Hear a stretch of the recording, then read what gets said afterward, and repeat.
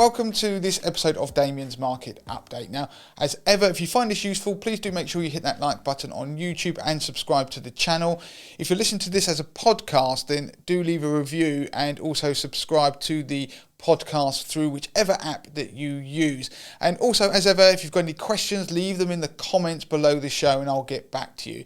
So at the end of June, it brought to a close the first half of 2023, which was a period in which equity markets performed strongly. And if you look at the Nasdaq Composite in America, it was driven by prominent tech companies like Apple, Amazon, Microsoft, Nvidia, Alphabet, Meta, and Tesla. And it experienced its best start since 1984. Apple even reached a valuation exceeding $3 trillion, and Nvidia tripled in price due to the investor enthusiasm for AI stocks. But it wasn't just the Nasdaq that was being propelled higher by investor enthusiasm for tech and AI.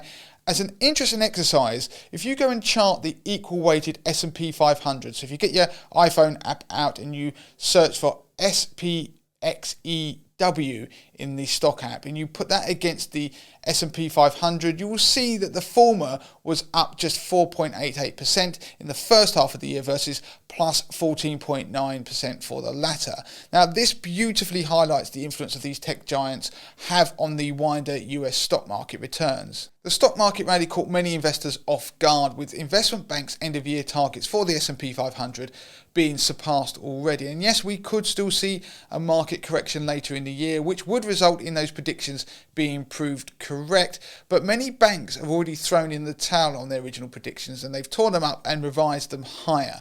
But if we look beyond the US and the influence of AI, the rally in global stock markets has been heavily influenced by the predicted divergence in monetary policy around the world. So generally speaking, the closer investors believe a given central bank is to the end of its rate hiking cycle, the better its domestic stock markets have performed. And that's been bad news for the UK stock market. Among the winners, however, ignoring the US for a second, has been Japanese equities. Now, while the central banks in most other countries have committed to raising rates to combat inflation, the Bank of Japan has stood apart by maintaining negative interest rates, which is why it has been such a strong performer in local currency terms, at least so far in 2023. European equities also experienced strong gains in the first half of 2023 as investors anticipated a slowdown in inflation, but also that the European Central Bank would slow down its rate hikes and they would in fact reach their peak.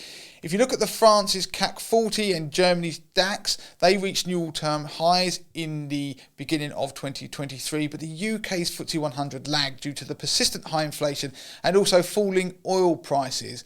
And it means that in local currency terms, the Nasdaq Composite rose 31.73% in the first half of this year compared to 26.25% from the Nikkei 225, 15.91% from the S&P 500, 6.59% from the German DAX, 4.11% from the emerging market index by MSCI, 3.05% from Asia ex-Japan, and then we have the FTSE lagging there with 1.07% for the first 6 months of 2023. But interestingly, if you listen back to that, it's almost a list from the most dovish or least hawkish central banks out there down to the most likely to keep raising interest rates for the foreseeable future, and that means the UK.